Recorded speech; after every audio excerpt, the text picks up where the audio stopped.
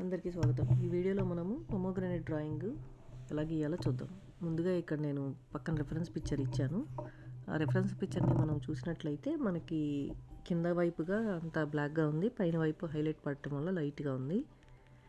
As it ఈస్గా అలాగే మనము అవుట్లైన్ గీసుకున్న తర్వాత వన్స్ బీ పెన్సిల్తో చేసిన తర్వాత ఇప్పుడు జస్ట్ ఎడ్జెస్లో కొంచెం లైట్గా నేను మళ్ళీ 5B పెన్సిల్ యూజ్ చేస్తున్నాను.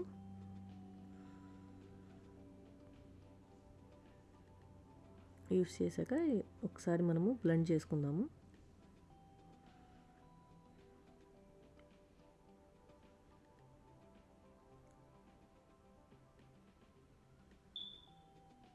ఇప్పుడు లోపల సైడ్ ఆ పువ్వుకి లోపల సైడ్గా మనకి బాగా డార్క్గా ఉంది.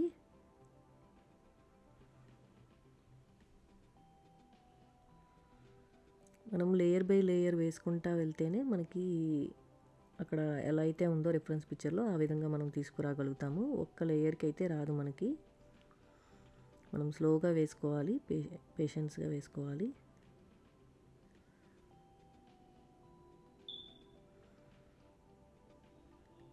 ఇప్పుడు బయటకి అవుట్ సైడ్కి నేను 2B పెన్సిల్తో జస్ట్ లైట్గా షేడ్ చేస్తున్నాను. వన్స్ లైట్గా షేడ్ చేసిన తర్వాత మళ్ళీ ఎక్కడైతే డార్క్గా ఉంటుందో అక్కడ మళ్ళీ మనము డార్క్ చేసుకోవచ్చు. చిన్న చిన్న డీటెయిల్స్ని కూడా మనం అబ్జర్వ్ చేసినప్పుడే మనకి అది నీట్గా వస్తుంది. నేను అక్కడ అందుకనే లైట్గా వదిలేసాను కార్నర్లో.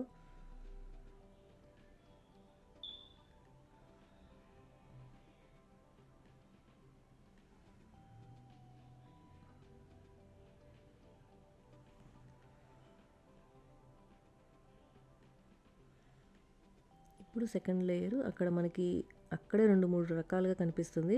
లైట్ కలర్ కనిపిస్తుంది, మిడ్ టోన్ కనిపిస్తుంది, లైటర్ టోన్ కూడా కనిపిస్తుంది. లైటర్ టోన్ దగ్గర లైట్గా వదిలేసి డార్కర్ టోన్ దగ్గర మళ్ళీ సెకండ్ లేయర్ వేస్తున్నాను.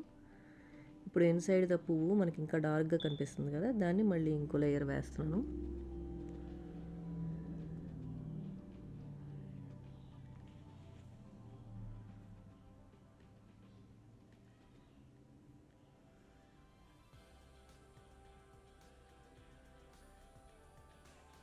అక్కడ వంపుగా ఉంది, అందుకని కొంచెం వంపుగానే మనం షేడింగ్ చేసుకోవాలి.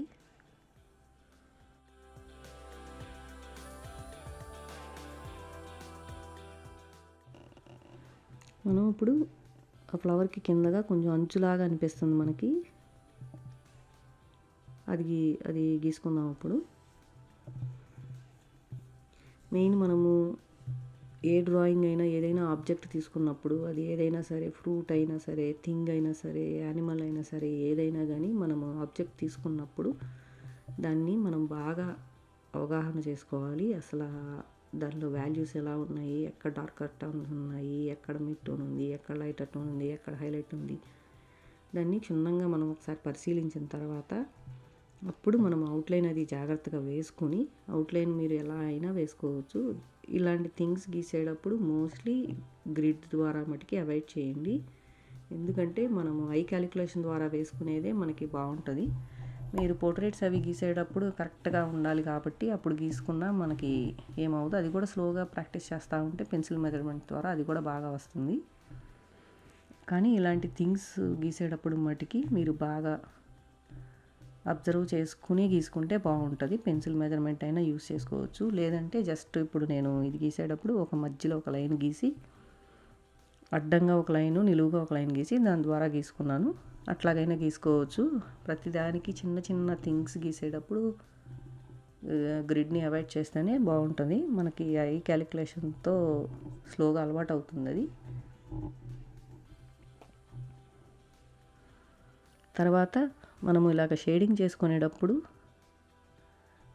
ఎక్కడ డార్కర్ టోన్స్ ఉన్నాయి, ఎక్కడ మిడ్ టోన్స్ ఉన్నాయి చూసుకోవాలి. డార్కర్ టోన్స్ ఉన్న దగ్గర మనం కంపల్సరీ 4B, 5B, 6B ఈ పైకి వెళ్ళే కొద్దీ డార్క్ పెరుగుతూ ఉంటుంది. అవి సాధ్యమైనంత వరకు యూస్ చేస్తేనే మన డ్రాయింగ్ నీట్గా ఉంటుంది. మరీ లైట్ జస్ట్ భయపడతా 1B, 2Bతో వదిలేస్తే మనకి అంత వాల్యూస్ అనిపించదు.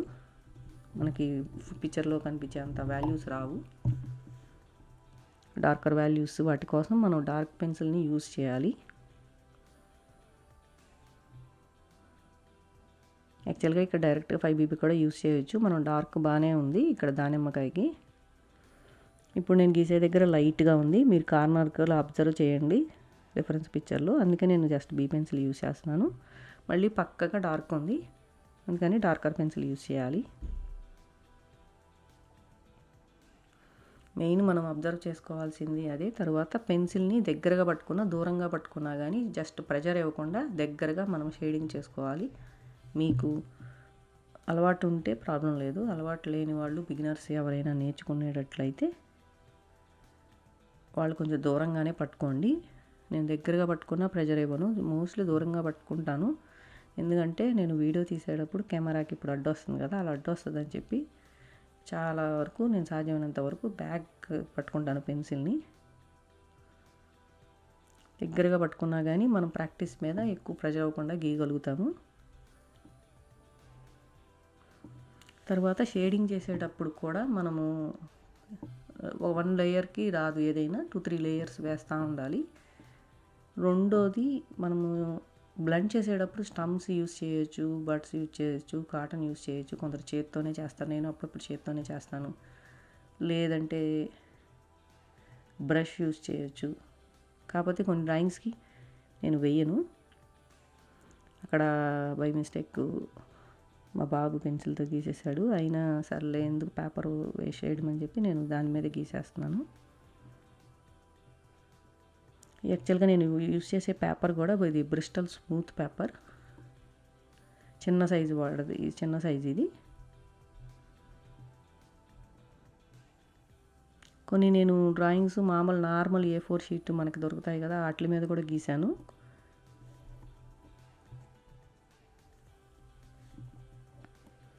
నేను హైలైట్ ఉన్న చోట వదిలేసి మిగతాదంతా చుట్టూ గీస్తున్నాను. ఈవెన్ మనం అలా గీసుకునేటప్పుడు కూడా మొత్తం స్ట్రైట్గా గీసేయకూడదు, ఇలా కరువుగా ఉన్న వాటికి కరువుగా జాగ్రత్తగా గీసుకోవాలి.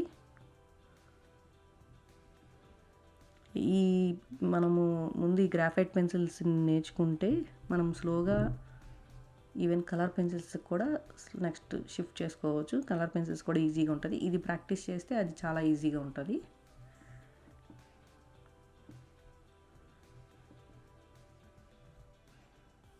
నెక్స్ట్ కొన్ని రోజుల తర్వాత నేను కలర్ పెన్సిల్స్ కూడా పెడతాను. ముందు పోర్ట్రేట్ ఇవి మనము ఈ థింగ్స్ని ఎలా గీసుకున్న వాట్ ఎవర్ థింగ్స్ ఏవైనా సరే నేను చెప్పినట్టుగా ఫుడ్ ఐటమ్స్ అయినా తీసుకోవచ్చు, లేదంటే ఇలాగా గ్లాసు, బౌలు, లేకపోతే సెల్ ఫోను ఏవైనా మనం గీసుకోవచ్చు.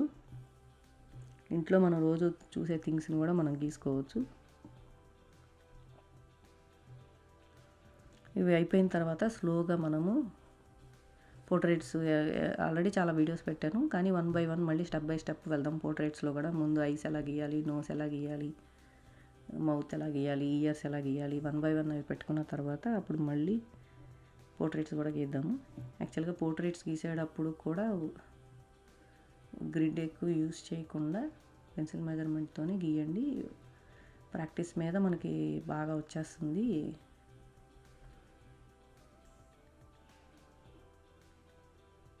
వన్ డేలో గీసేయాలంటే ఏది గీయలేం కదా, స్లోగా ప్రాక్టీస్ చేస్తూ ఉంటేనే మనకే తెలుస్తుంది ఎంత ఇంప్రూవ్ అవుతున్నామో. నేను ఫస్ట్ స్టార్ట్ చేసేటప్పుడు నాకు సో మెనీ డౌట్స్ ఉండేవి. అసలు డార్క్ కలర్ పెన్సిల్ యూస్ చేయాలంటేనే భయం వేసేది, అంత డార్క్ అయిపోద్ది పక్కన అంతా అని. కానీ మనం ఆ డార్క్ కలర్ పెన్సిల్ని యూస్ చేసినప్పుడే మనకి రియలిస్టిక్గా అలాగా తెలుస్తుంది మనకి.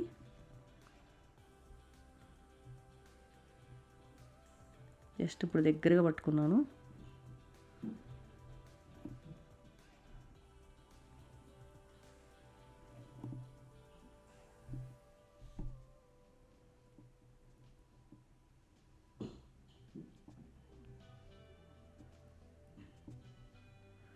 ఈవెన్ పిక్చర్ గీసేటప్పుడు కూడా ఇంకొకటి ఏంటంటే మరీ చిన్న పిక్చర్ తీసుకోవద్దు. ఎందుకంటే మనం చిన్నగా గీస్తే ఏమవుతుందంటే మనం అంతా వాల్యూస్ని తీసుకురాలేము. అందుకే నేను కొంచెం పెద్ద పిక్చరే గీసుకుంటే, ఇప్పుడు నేను కొంచెం పెద్దదే గీసుకున్నాను. ఇప్పుడు నేను యూస్ చేస్తుంది 7B పెన్సిల్, బాగా డార్క్ పెన్సిల్ ఇందాక యూస్ చేశాను కదా, అలాగే ఇప్పుడు కూడా యూస్ చేస్తున్నాను. పెద్ద పిక్చర్ తీసుకుంటే మనం ఏ వాల్యూస్ అయితే తీసుకురావాలో డార్క్ టోన్ అవి మనకి ఈజీగా తీసుకురావాలి. చిన్నది తీసుకుంటే మనం అంత వాల్యూస్ తీసుకురాలేకపోతాము. ఇంకోటి ఏంటంటే మనం బాగా నేర్చుకోవాల్సింది డైలీ ప్రాక్టీస్ ఉండాలి. అది దేనికైనా సరే, డ్రాయింగ్ అయినా మనం ఏదైనా కొత్త వస్తువు కొత్త పని చేసినప్పుడు మనం డైలీ ప్రాక్టీస్ చేయాలి దాన్ని. మనం రోజు ప్రాక్టీస్ చేస్తూ ఉంటేనే ఆ ఇంప్రూవ్మెంట్ మనకి తెలుస్తుంది.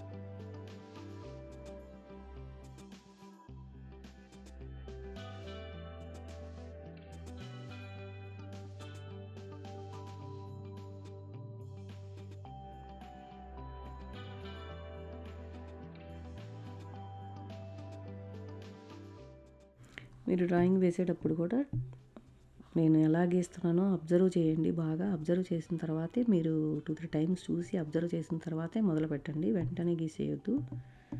ఇప్పుడు పైగా నేను కొంచెం హెచ్ పెన్సిల్ వాడుతున్నాను లైట్గా. ఎందుకంటే మనం ఇప్పుడు దానిమ్మకాయని అబ్జర్వ్ చేసినట్లయితే అది మనమేమి సాలిడ్ థింగ్ కాదు. అంటే లైక్ మన స్క్వేర్ బాక్స్ లాగా అలాగా కరెక్ట్గా ఉండదు. కొంచెం వంపుగా ఉంటుంది కాబట్టి మనకి డ్రాయింగ్ షేడింగ్ కూడా మనకు అలా వంపుగా గీసుకోవాలి. స్ట్రైట్ లైన్ లాగా గీసేయకూడదు. లైక్ కార్డ్బోర్డ్ బాక్స్ లాగా అలాగా వేయకూడదు.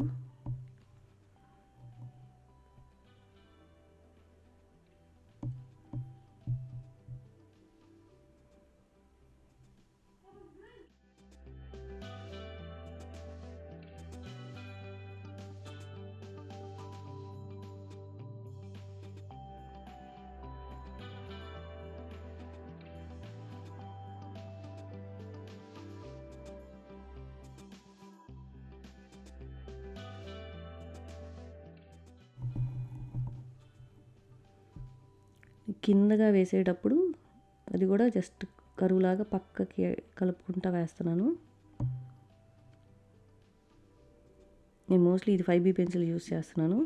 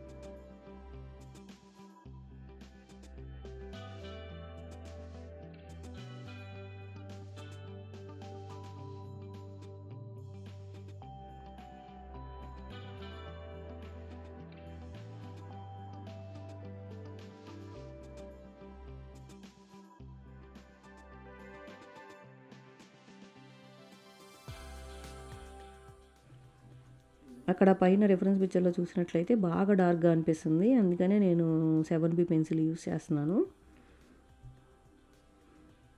7B 8B అయినా యూస్ చేయొచ్చు.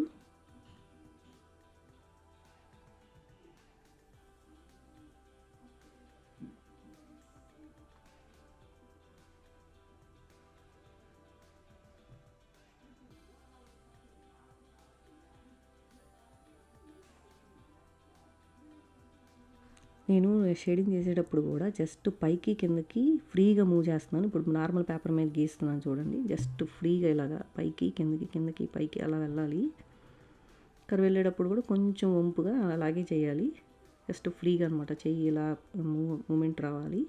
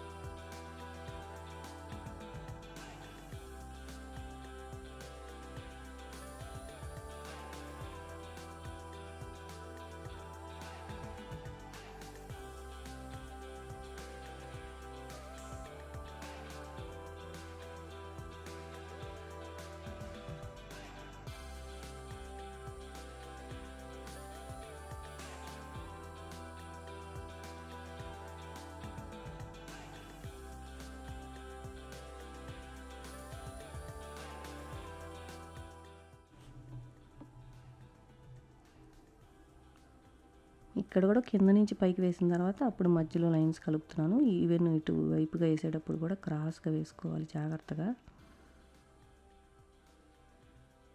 నేను చెప్పినట్టు ఇందాక లైన్ లాగా గీసేయద్దు, కార్డ్బోర్డ్ మీద గీసినట్టు స్ట్రైట్ లైన్స్ లాగా గీసేయకూడదు, స్లాంటింగ్గా కూడా గీయకూడదు, కొంచెం వంపుగా గీసుకోవాలి.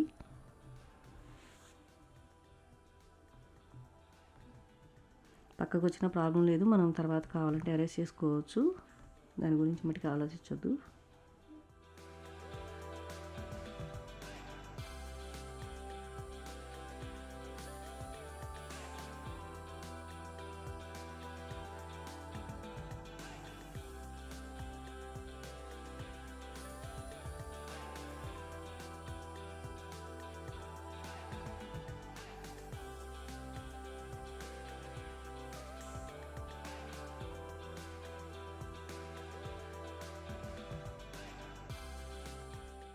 ఇక్కడ గీసేటప్పుడు కూడా మధ్యలోనే మనకి వైట్గా ఉంది, మళ్ళీ అటు పక్కన నార్మల్గా ఉంది. జస్ట్ మరీ వైట్గా లేదు పైన ఉన్నట్టు, అందుకే నేను ఏల్తోనే షేడింగ్ చేసేసాను. ఇప్పుడు క్రాస్గా మనకి అక్కడ ఏ విధంగా అయితే ఉందో అలాగా మనము పైకి చేసుకుందాము. మెయిన్ ఎడ్జెస్ కూడా మనం జాగ్రత్తగా చూసుకోవాలి, ఒక్కోసారి గీసుకుంటా వెళ్తే బయటకు వచ్చినప్పుడు షేప్ అది చేంజ్ అయిపోతూ ఉంటుంది, అది అబ్జర్వ్ చేసుకోవాలి.